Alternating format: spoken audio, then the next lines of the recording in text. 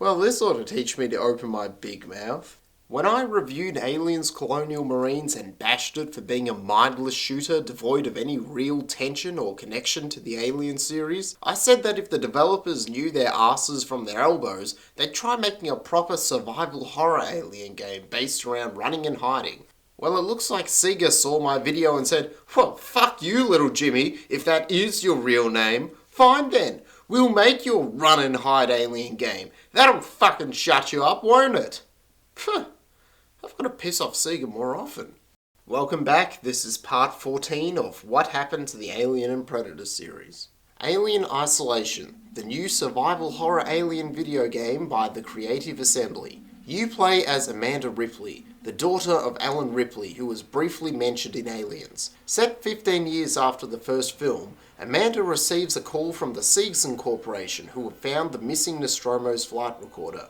Seeking closure on the disappearance of her mother, Amanda travels to the Seegson's Sevastopol space station to pick up the black box in the hopes of finding answers.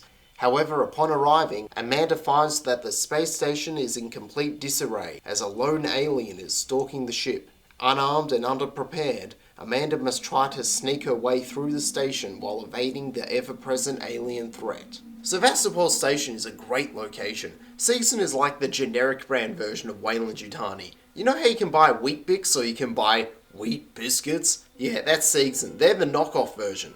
Their androids are pieces of junk compared to Wayu's synthetics, lumbering hulks with T-600 rubber skin, and everything in the facility is cheap and outdated.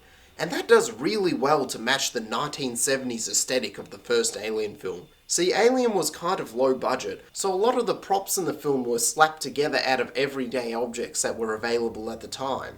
The Nostromo was made out of used aeroplane parts, a TV with an ice cube tray glued on the side becomes a motion tracker, that kind of thing.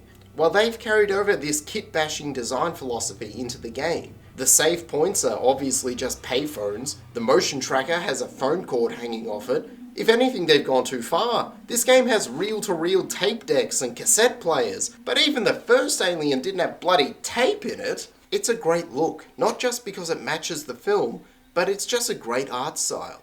Like Rapture in Bioshock, this is a retro version of the future. In fact, the game reminds me a lot of Bioshock. See, like Bioshock, instead of the game's story being told through dialogue and cutscenes, it's told through the environment. Like Rapture, Sevastopol is this claustrophobic, run-down place where everything is haywire and nothing works. You can tell that something terrible has happened here, but you don't know what. But as you explore through the levels, you slowly piece it together.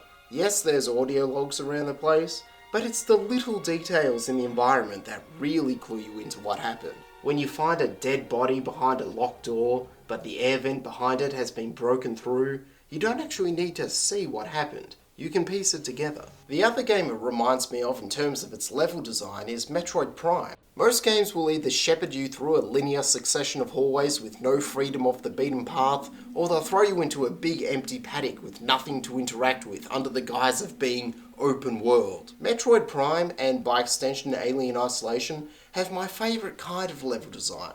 It's that Metroidvania non-linear design, where they put you in the middle of a maze with rooms that sprawl out in every direction. As you play through the game, you'll come across areas that you can't go yet, but more of the levels later open up to you as you unlock more abilities. Funnily enough, Metroid was very much inspired by Alien, so I guess now we've come full circle. But aside from that, Alien Isolation is really not like any other game I've played before. Sure, I guess it's a stealth game of sorts, but Alien Isolation doesn't have a lot of your typical stealth game mechanics. There's no arbitrary safe zones or alert timers, for example. In other stealth games, if you hide in shadow or behind cover, you automatically become invisible to the enemy, even if an enemy is staring Sam Fisher right in his glowing night vision goggles face. If Solid Snake gets spotted, he can just go hide for a small amount of time, and the enemy will just forget he even existed and go back to what they were doing. Not so in Alien Isolation. It plays it more realistically. If a part of you is sticking out from behind cover, or if someone just looks your way when you're in a shadow, they will see you. And when someone starts looking for you, they don't stop. And the alien doesn't just walk around on a scripted path that you can memorize either. Instead, it actively hunts you for pretty much the entire game. So, unlike other stealth games, you can't just memorize all the enemy AI routines like it's one big game of Simon. Instead, Alien Isolation is about constantly maintaining situational awareness. You have to be aware of how much noise you're making and how visible you are. You have to duck from cover to cover, because walking out in the open will get you killed. You map out in your brain where you last saw the alien, so you can get a rough idea of where it is in relation to you. And you break line of sight by sliding around obstacles to keep between you and the alien. But it's the game's sound that plays the biggest role. This is just as much an audio game as it is a video game. You very quickly learn to listen for the thud-thud sound of the alien's footsteps that indicate how far away it is, or the chittering sounds of when the alien is on your track. The biggest relief you get in the game is when you hear that distinct clunk clunk clunk sound of the alien getting into a vent, which means it's safe to come out from hiding. Look, if this game's sound design doesn't win some kind of award, it's been robbed. It gave my sound system a real workout. And the alien really is the star of the show. It's probably one of the best alien designs I've seen this side of the first film, and I love the way it moves. It's so fast and lethal. It's a terrifying force. Its behaviour is unscripted, so it can sneak up on you at any time. You can't outrun it because it's too fast, and you can't kill it because bullets just bounce off it. Your only defense from the alien is to hide and to try to slink your way past it, in the hope that maybe it goes off to eat somebody else instead of you. And it makes for some genuinely nail-biting moments. This kind of lethal, unstoppable force is the kind of alien I've been wanting to see for years. Not just in the games, but I mean like ever since Alien Resurrection. That said, I do have a couple of minor gripes with the game. It really needed an overworld map like in Metroid Prime, not just maps of the levels you're currently on. I actually got out a pen and paper and drew my own maps of the levels just so I could remember where I was going. And the PS3 version has got some bugs with textures that go invisible and the occasional frame rate drop. Worst of all, at one point there was a door that I couldn't go through at the end of one chapter, and I had to restart the entire level to fix it. The PS3 version is apparently the worst version of the game though. Apparently you don't get these issues on PC. And the levels suffer from video game logic every now and then too. Oh no, some knee-high obstacles are in my way. I can't possibly just jump over this bench or climb over these boxes. No, I have to go the long way through alien-infested territory. At one point, I had to get rid of my guns as I went through an automated metal detector, and for the life of me, I couldn't figure out why Amanda couldn't just sidestep around it. But that actually brings me to one of my main gripes with this game. They give you a gun. Or at least, they give you a gun too early. Having a gun ruins the horror because it's too empowering. Yes, the gun is slow, inaccurate, slow to reload, and low on bullets, but whenever I had the gun out, I felt safe. And safe is the last thing a designer should want you to feel in a survival horror game. Listen to me, horror game developers. Giving the player a sense of empowerment isn't scary. Disempowerment is scary. I want to write that above the desk of every horror game developer. And in all honesty, I think the Creative Assembly knew this. See, I'm willing to bet that during the creation of this game, some dickhead from marketing or executive walked into the developer's office and said, "Nobody will buy the game if it doesn't have guns in it. Our market research says the gun bro demographic is the most profitable." What? No, don't tell me it's not that kind of game. Look at the chart, mate. Do you not see these fucking sales that Call of Duty has? And the ending of the game is a letdown, both in gameplay and narrative. See, the final boss of any game should be like the final exam. It should be a test of all the skills and abilities you've acquired throughout the game. So of course, it's anticlimactic when the final battle just boils down to a series of quick-time events. Just push the buttons displayed on screen and you automatically win. No thought required. And in terms of narrative, the game lacks closure. Not to spoil, but it abruptly ends with Amanda's final fate left a mystery. It's like the developers couldn't think of how to make the events of the game line up with what was established about Amanda in Aliens, and so they just threw up their hands and said, "Fuck it, we'll fix it in a sequel." I've never understood the idea behind holding things off for a sequel, especially when you don't even know if a sequel's even going to be made. Why not just give this game a proper ending and then make the next game Predator Isolation? Jesus Christ, a game where you're being hunted by a predator? That'd be awesome! But the biggest flaws that I think this game has, and for some reason saying this is probably going to be controversial, are flaws that aren't mistakes that the developers made per se, but are flaws that I just think that video games have as a medium. What do I mean? Well, like, listen to this. Why is the alien scary? It's trying to kill you.